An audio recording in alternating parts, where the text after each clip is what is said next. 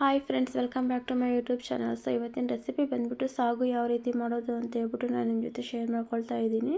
So ನೀವೇನಾದರೂ ಹೊಸಬ್ರಾಗಿದ್ದರೆ ನಮ್ಮ ಚಾನಲ್ನ ಸಬ್ಸ್ಕ್ರೈಬ್ ಮಾಡ್ಕೊಂಡು ನೋಡಿ. ಸೊ ಇದೇ ರೀತಿ ನಮಗೆ ಸಪೋರ್ಟ್ ಮಾಡ್ತಾಯಿರಿ. ಸೊ ನಿಮಗೆ ಈ ವಿಡಿಯೋ ಇಷ್ಟ ಆದರೆ ಲೈಕ್ ಮಾಡಿ. ಸೊ ಬನ್ನಿ ಇವಾಗ ಯಾವ ರೀತಿ ಮಾಡೋದು ಅಂತ ಹೇಳ್ಬಿಟ್ಟು ನೋಡೋಣ. ಸೊ ನಾನಿಲ್ಲಿ ಒಂದು ಮಿಕ್ಸಿ ಜಾರನ್ನ ತೊಗೊಂಡಿದ್ದೀನಿ. ಸೊ ಒಂದು ಅರ್ಧ ಕಪ್ಪಷ್ಟು ತೆಂಗಿನಕಾಯಿನ ಹಾಕ್ಕೊಂಡಿದ್ದೀನಿ.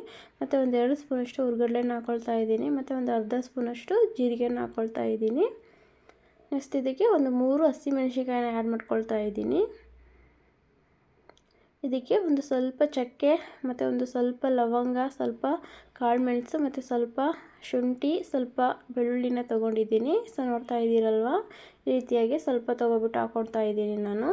ಇದಕ್ಕೆ ಒಂದು ಸ್ವಲ್ಪ ಪುದೀನ ಸೊಪ್ಪು ಮತ್ತು ಒಂದು ಸ್ವಲ್ಪ ಕೊತ್ತಂಬರಿ ಸೊಪ್ಪನ್ನು ಹಾಕ್ಕೊಳ್ತಾ ಇದ್ದೀನಿ.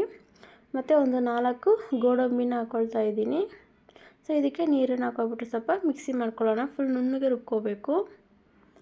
ಸೊ ನೆಕ್ಸ್ಟ್ ಇದಕ್ಕೆ ನಾನು ಒಂದು ಕಪ್ಪಷ್ಟು ಹಸಿ ಬಟಾಣಿ ಮತ್ತು ಒಂದು 2 ಆಲೂಗಡ್ಡೆನ ಚಿಕ್ಕದಾಗಿ ಕಟ್ ಮಾಡಿಬಿಟ್ಟು ಇಟ್ಕೊಂಡಿದ್ದೀನಿ. ಸೊ ನೀರಲ್ಲಿ ಹಾಕಿ ಇಟ್ಕೊಂಡಿದ್ದೀನಿ. ಸೊ ಬ್ಲಾಕ್ ಆಗುತ್ತೆ ಅಂತ ಹೇಳ್ಬಿಟ್ಟು.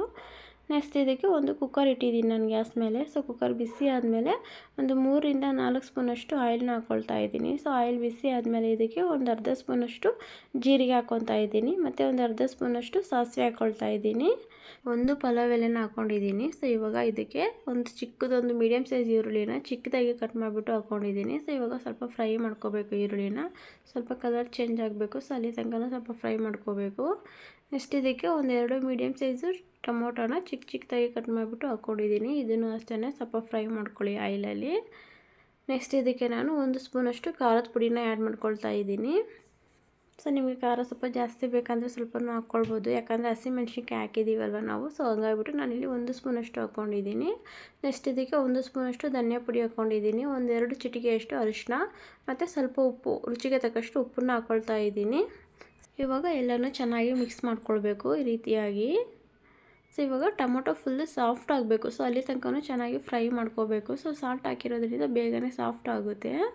ಸೊ ನೋಡ್ತಾ ಇದ್ದೀರಲ್ಲ, ಈ ರೀತಿಯಾಗಿ ಚೆನ್ನಾಗಿ ಮಿಕ್ಸ್ ಮಾಡ್ಕೊಳ್ಳಿ ಎಲ್ಲನೂ.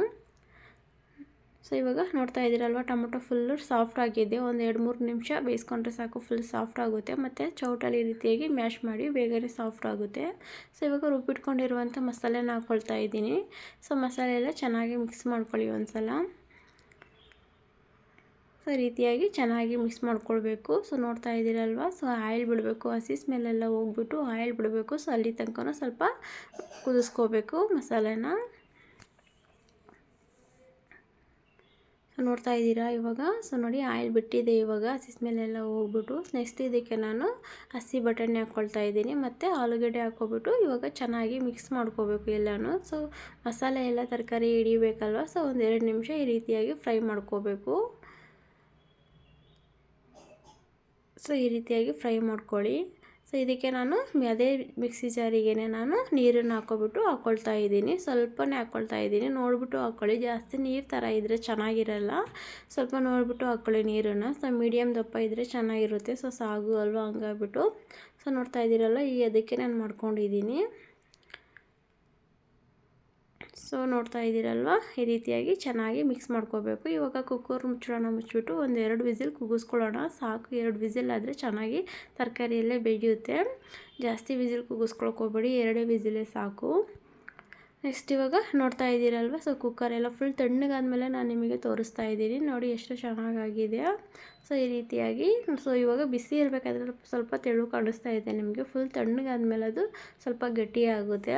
ಸೊ ಇವಾಗ ಚಿಕ್ಕದಾಗಿ ಕಟ್ ಮಾಡಿ ಇಟ್ಕೊಂಡಿರುವಂಥ ಸ್ವಲ್ಪ ಕೊತ್ತಂಬರಿ ಸೊಪ್ಪನ್ನು ಆ್ಯಡ್ ಮಾಡಿಕೊಂಡು ಚೆನ್ನಾಗಿ ಮಿಕ್ಸ್ ಮಾಡ್ಕೋಬೇಕು. ನೋಡಿ, ನಾನು ಇವಾಗ ಫುಲ್ ತಣ್ಣಗಾದ್ಮೇಲೆ ನಾನು ನಿಮಗೆ ತೋರಿಸ್ತಾ ಇದ್ದೀನಿ. ನೋಡಿ ಎಷ್ಟು ದಪ್ಪ ಆಗಿದೆ ಅಂತ ಹೇಳ್ಬಿಟ್ಟು. ಸೊ ಹಂಗಾಗ್ಬಿಟ್ಟು ಜಾಸ್ತಿ ನೀರನ್ನು ಹಾಕ್ಕೊಳಕ್ಕೆ ಹೋಗ್ಬೇಡಿ, ಅಷ್ಟು ಚೆನ್ನಾಗಿರೋದಿಲ್ಲ. ಸ್ವಲ್ಪ ನೋಡಿಬಿಟ್ಟು ನಿಮಗೆ ಎಷ್ಟು ಬೇಕಾಗುತ್ತೋ ಅಷ್ಟು ನೀರನ್ನು ಹಾಕ್ಕೊಳ್ಳಿ. ಸೊ ಈ ರೀತಿಯಾಗಿ ಮಾಡಿಕೊಂಡ್ರೆ ತುಂಬಾ ಟೇಸ್ಟಿಯಾಗಿರುತ್ತೆ ಅಂತಲೇ ಹೇಳ್ಬೋದು.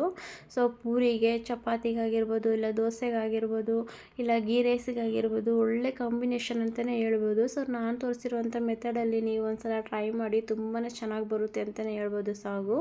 ಸೊ ನಾನು ಇವತ್ತು ಸಾಗು ಮಗುಗೆ ಪೂರಿ ಮಾಡ್ಕೊಂಡಿದ್ದೆ. ಸಖತ್ತಾಗಿತ್ತು, ಟೇಸ್ಟ್ ಅಂತೂ ಸಖತ್ತಾಗಿತ್ತು. ಸೊ ನಮ್ಮ ಮನೇಲಿ ಎಲ್ಲರೂ ಇಷ್ಟಪಟ್ಬಿಟ್ಟು ತಿಂದರು, ಸೂಪರಾಗಿದೆ ಅಂತ ಹೇಳ್ಬಿಟ್ಟು. ಸೊ ನೀವು ಮನೇಲಿ ಒಂದ್ಸಲ ಟ್ರೈ ಮಾಡಿ ನೋಡಿ. ಸೊ ಹೇಗೆ ಬಂದಿದೆ ಅಂತ ಹೇಳ್ಬಿಟ್ಟು ನನಗೆ ಕಮೆಂಟ್ ಬಾಕ್ಸಲ್ಲಿ ಕಮೆಂಟ್ ಮಾಡಿ. ಸೊ ನಿಮ್ಗೆ ವಿಡಿಯೋ ಇಷ್ಟ ಆಗಿದ್ದರೆ ಲೈಕ್ ಮಾಡಿ, ಶೇರ್ ಮಾಡಿ, ಕಮೆಂಟ್ ಮಾಡಿ. ಸೊ ನೀವೇನಾದರೂ ಹೊಸಬ್ರಾಗಿದ್ದರೆ ನಮ್ಮ ಚಾನಲ್ನ ಸಬ್ಸ್ಕ್ರೈಬ್ ಮಾಡ್ಕೊಂಡು ನೋಡಿ. ಸೊ ನೆಕ್ಸ್ಟ್ ರೆಸಿಪಿ ಜೊತೆ ಸಿಗ್ತೀನಿ ಫ್ರೆಂಡ್ಸ್. ಬಾಯ್.